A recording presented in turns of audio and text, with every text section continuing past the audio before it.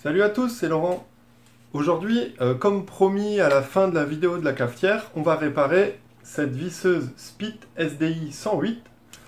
Donc, c'est une petite visseuse compacte comme ça, avec des batteries en 10,8 volts. Je sais que les batteries sont identiques à celles de Bosch. J'ai peut-être même l'une ou l'autre Bosch qui traîne. Et je pense que la visseuse est également identique à ces modèles-là chez Bosch. Donc cette visseuse m'a lâché la dernière fois pendant que je démontais un appareil. Et donc il y avait juste des vis dans du plastique, et en dévissant 2, 3, au bout d'un moment, plus rien. J'appuyais, il n'y avait plus que la lumière qui s'allumait, et plus moyen d'en dévisser. Donc elle n'avait même pas spécialement forcé ou quoi que ce soit. Moi depuis que je l'ai, je ne l'ai pas spécialement beaucoup utilisé non plus. Donc évidemment, avant de lui préparer un petit cercueil et de l'emmener gentiment à la déchetterie, je vais la démonter. On va voir ce que c'est. Allez. Donc son problème, c'est que quand je veux la faire tourner, on voit qu'il y a la lumière qui marche, enfin la batterie est bonne, je l'essaye dans d'autres outils, la batterie fonctionne. Mais quand j'essaye de la faire tourner, rien du tout. Alors quand j'appuie dessus, on peut entendre un sifflement. Et en même temps, alors je ne sais pas si on va réussir à bien voir. Alors, vous devriez réussir à voir, mais ici on voit un espèce de ventilateur qui, j'imagine, sert à refroidir le moteur. Quand j'essaye de la faire tourner, on voit que lui bouge.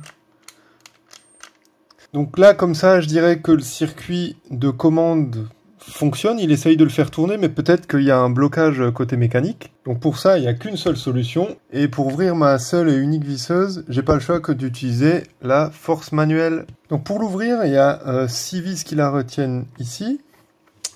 Et en même temps, ici, il y a une petite agrafe qui sert à maintenir les deux côtés fermés.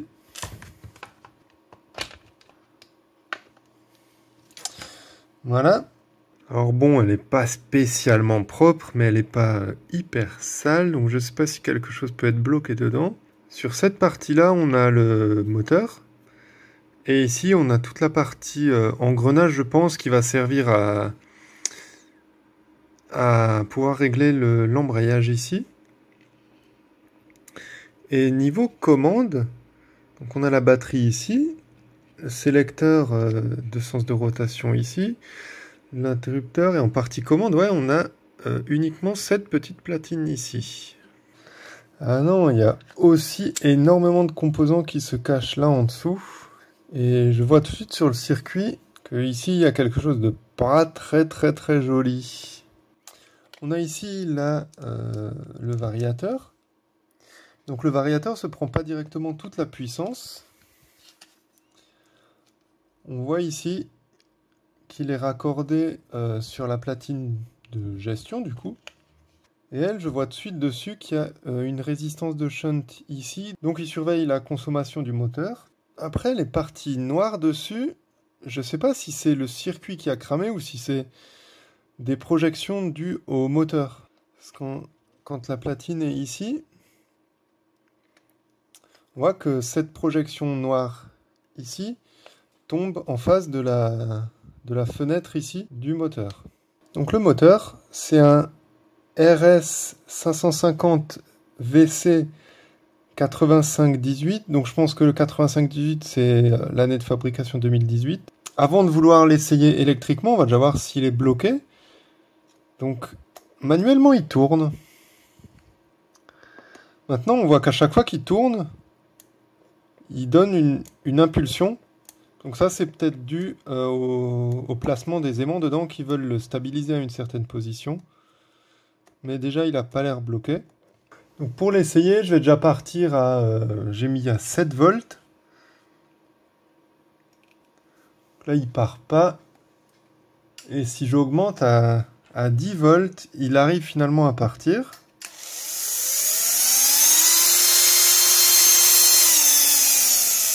Et là, une fois qu'il est parti, je peux réduire la tension et la réaugmenter. Après, il a...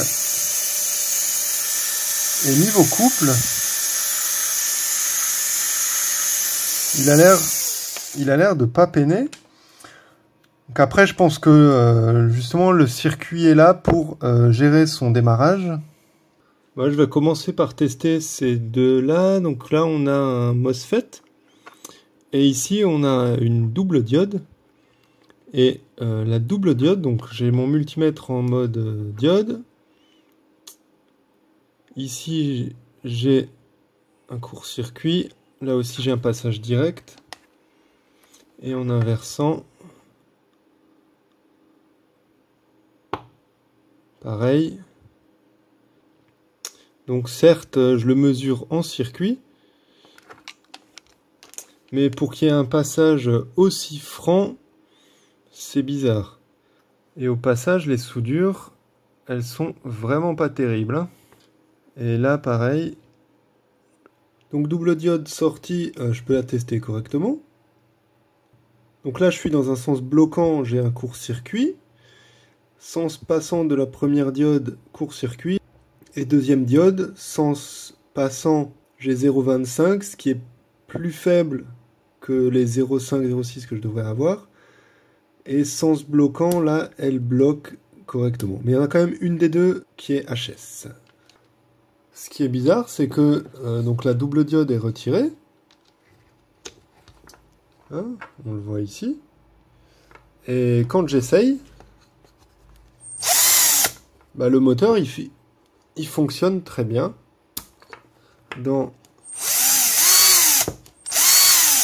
Dans un sens et dans l'autre.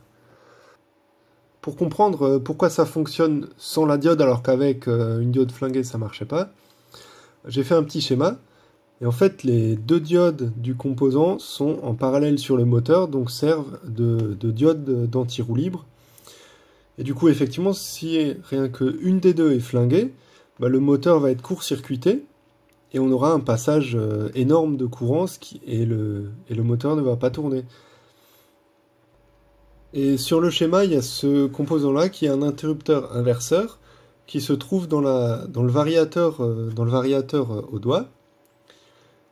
Là, il est en position repos, et dès qu'on appuie un petit peu sur la poignée, il commute ici, ce qui permet au moteur de tourner en fonction de la demande du MOSFET. Donc je suis en train de faire le montage, et je me suis rendu compte que j'ai oublié de parler d'une chose à propos de cet interrupteur-là. Parce que son intérêt n'est pas que de pouvoir faire passer le jus de la batterie à travers le moteur, parce que sinon ils en auraient simplement pas mis, ils auraient mis juste un shunt ici. Mais en fait, son rôle, ça va être qu'au moment où on relâche la gâchette, le moteur va s'arrêter instantanément parce que ça le met en court-circuit. Au moment où on lâche le bouton au doigt, le MOSFET ici s'arrête, il n'est plus passant, et cet interrupteur-là met le moteur en court-circuit. Donc le moteur est là comme un générateur de courant en court-circuit, et du coup on va lui demander un effort énorme parce qu'il y a beaucoup d'ampères qui vont passer, et ça a pour effet de l'arrêter. Et donc ça, on peut le constater directement sur la machine. En fait, si j'appuie et que je relâche, il s'arrête immédiatement de tourner. Et si au moment où je relâche pas totalement à fond, ça veut dire que l'interrupteur est encore commuté ici en position alimentation batterie. Donc le moteur n'est pas en court-circuit. On va voir que la visseuse va s'arrêter progressivement au lieu de s'arrêter net. Voilà, je lâche. Et là, il s'arrête doucement. Du coup, le choix du composant de remplacement à mettre ici n'est pas critique. Donc le MBR 2030 CT correspond à des doubles diodes supportant 20 volts et 30 ampères de courant. Donc le nouveau composant devrait être au moins à ces valeurs-là, voire au-dessus.